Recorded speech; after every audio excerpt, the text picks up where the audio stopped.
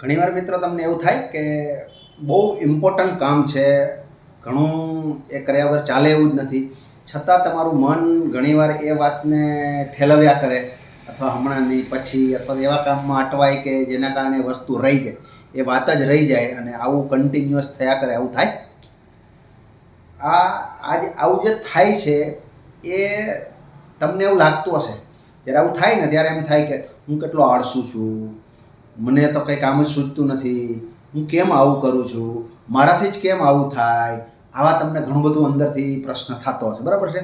હવે આ જે થાય છે, હવે આવું થવું, કામ ઠેલવવું અથવા તો કામને પછી આમાં માનસિકતા ઊભી થવી, એના માટે આની તમારી અંદર કાંઈ નબળાઈ છે એવું નથી, તમારી કાંઈ ગેરસમજ છે એવું પણ નથી, તમારું માઇન્ડ કામ કરતું નથી એવું પણ નથી.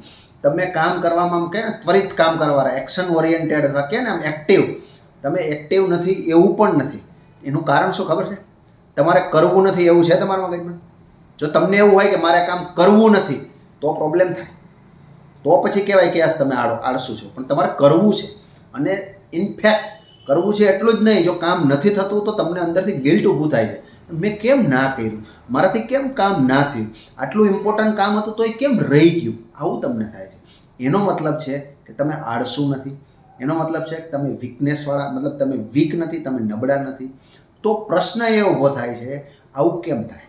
કારણ કે માઇન્ડની અંદર જ્યારે અનેક પ્રકારના વિચારો ભેગા થાય ત્યારે શું થાય ખબર છે?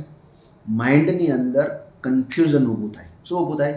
કન્ફ્યુઝન ઊભું થાય કે કયું કામ કરવું. બીજી વસ્તુ, જ્યારે તમે કોઈ કામ કરવા માટે જાઓ ને એટલે તમારે ડિસિઝન લેવું પડે. શું લેવું પડે? ડિસિઝન. અને તમે જ્યારે ડિસિઝન લ્યો ને ત્યારે મન ડિસિઝનથી બહુ ભાગે. કેમ ડિસિઝનથી ભાગે ખબર છે? ડિસિઝનથી એટલા માટે ભાગે કે ડિસિઝન લ્યો એટલે જવાબદારી લેવી પડે, અને મન જવાબદારી લેવાથી ભાગે. કારણ કે એને ભૂતકાળમાં જવાબદારી લેવાના પરિણામો એને યાદ છે.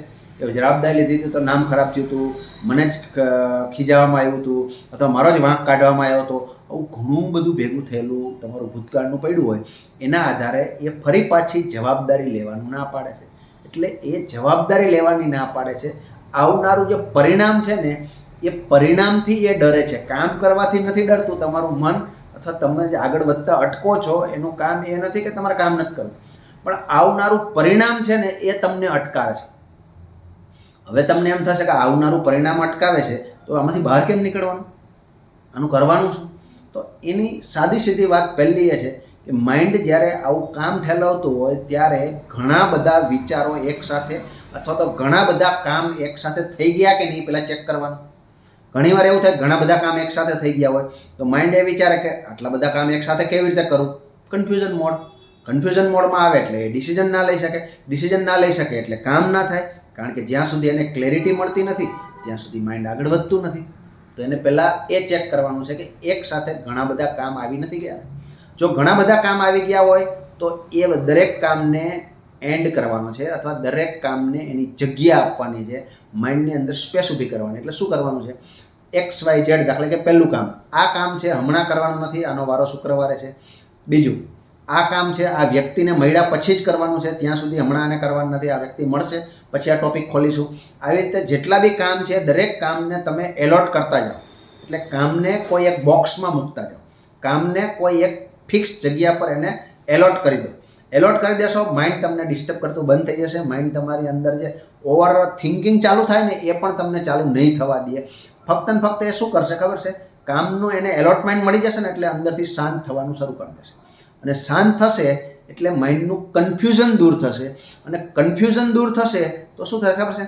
કન્ફ્યુઝન દૂર થાય એટલે માઇન્ડ ડિસિઝન લેવા માટે સક્ષમ બને અને કન્ફ્યુઝન જતું રહ્યું. હવે શું કરશે?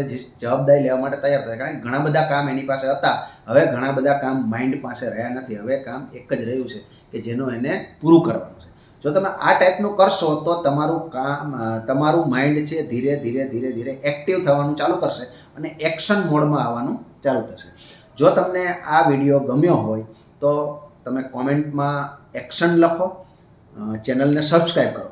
આપણે અહીંયા જે મળીએ છીએ, વાતચીત કરીએ છીએ, મનને દબાવવા માટે નહીં, મનને કંટ્રોલ કરવા માટે પણ નહીં, ફક્ત આપણે મનને સમજીએ છીએ અને મનને ડાયરેક્શન આપીએ છીએ. Thank you very much.